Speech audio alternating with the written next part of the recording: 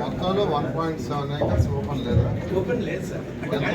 మన వాళ్ళు బలవంతంగా 1.7 ఫెన్సింగ్ వేశారు. ఎవరు వేసారు ఫెన్సింగ్? పంచాయతీ సెక్రటరీ రూల్స్ ప్రకారం చేస్తా, ఫాస్ట్గా వినండి, ఫాస్ట్గా చేయిస్తా. వినండి, నేను మాట్లాడితే కదా మీకు వచ్చింది మీరు చెప్తే వినాలి. మీరు నేర్చుకోవాల్సింది ఏంటంటే రూల్స్కి అగ్నెస్ట్గా చేయమంటారు. నేను చేయమన్నా చేయాలి. 17 ఎకరాలు అక్కడ కాకపోయినా 2-3 ప్లేసులైనా 1.7 ఎకరం ఉందా? అతను అమౌంట్ పడుతున్నాయా ఎక్కడైనా? నేను అడిగినాను చెప్పి ఓవరాల్ దాంట్లో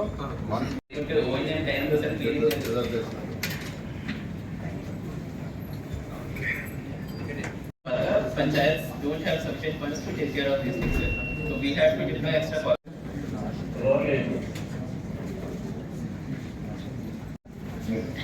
Next, sir, legacy.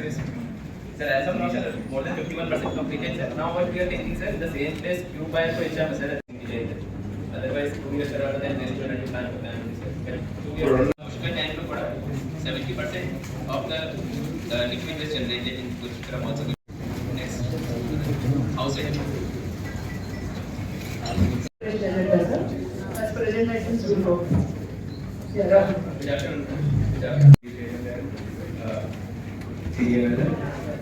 All the officers are included connected public health department and డైరెక్ట్గా ఈ వర్క్స్కి వచ్చేసి ఏమేమి వర్క్స్ చేయాలి ఇదంతా నేను చూసాను. ఓన్ ఫండ్స్ నుంచి sir next 1 year financial case కాబట్టి తీసుకున్నాము 41 పేజ్ నెంబర్ ఎంత? ఇంక్లూడ్ సార్ కంప్లీట్ అయ్యారు all of this work 41 years. So 15 okay progress candles వచ్చి 40.98 క్రోర్స్ మీ వర్క్స్ పబ్లిక్ అయిపోయి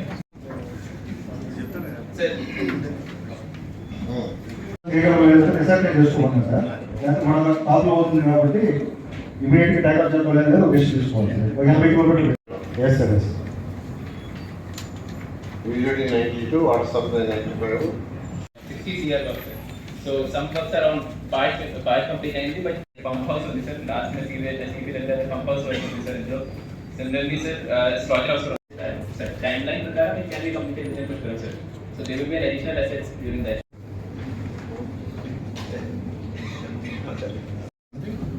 ఈరోజు రాజమండ్రి మున్సిపల్ కార్పొరేషన్లో పార్లమెంటు సభ్యులు, అదేవిధంగా శాసనసభ్యులు, అదేవిధంగా అర్బన్ అథారిటీ చైర్మన్ మెయిన్గా డిస్కషన్లు ఏంటంటే పుష్కరాలు వస్తున్నాయి కాబట్టి రాజమండ్రి సిటీలో ఏర్పాటు చేయాల్సిన కార్పొరేషన్ ఏర్పాటు చేయాల్సిన ఫెసిలిటీస్ గురించి. ఫెసిలిటీస్ అంటే రోడ్స్ కావచ్చు, ట్రైన్స్ కావచ్చు, వాటర్ ఫెసిలిటీస్ కావచ్చు, ఇలా రివర్ ఫ్రంట్ కావచ్చు, వీటన్నిటి మీద డిస్కషన్ జరిగింది. ముఖ్యంగా వీటన్నిటికీ బడ్జెట్ కావాలి. అయితే బడ్జెట్కి సంబంధించి గవర్నర్ ముఖ్యమంత్రి గారితో డిస్కస్ చేయడం జరిగింది. వారు డిఫరెంట్ ప్రాజెక్ట్స్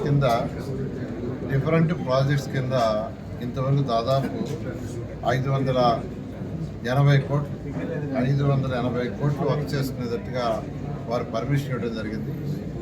అది యూసీఎఫ్ కింద కానీ, అర్బన్ ఛాలెంజ్ ఫండ్ కింద కానీ, యుఐడిఎఫ్ కానీ, అర్బన్ ఇన్ఫ్రాస్ట్రక్చర్ డెవలప్మెంట్ కింద కానీ, యాన్యుటీ మోడల్ కానీ,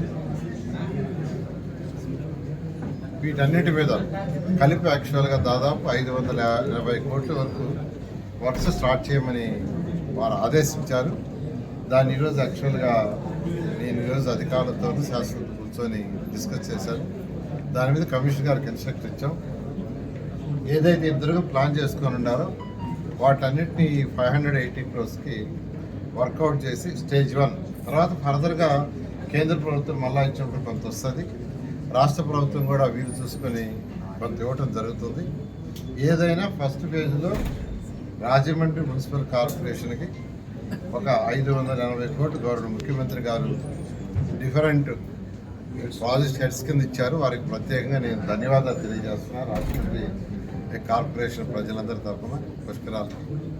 సో కమిషనర్ గారు అటు ప్రజాప్రతినిధులతో కూర్చొని ఇంపార్టెంట్ వైజ్ యాక్చువల్గా తయారు చేస్తే 11వ తేదీ దాని మీద యాక్చువల్గా శాంక్షన్స్ ఇవ్వడం జరుగుతుంది.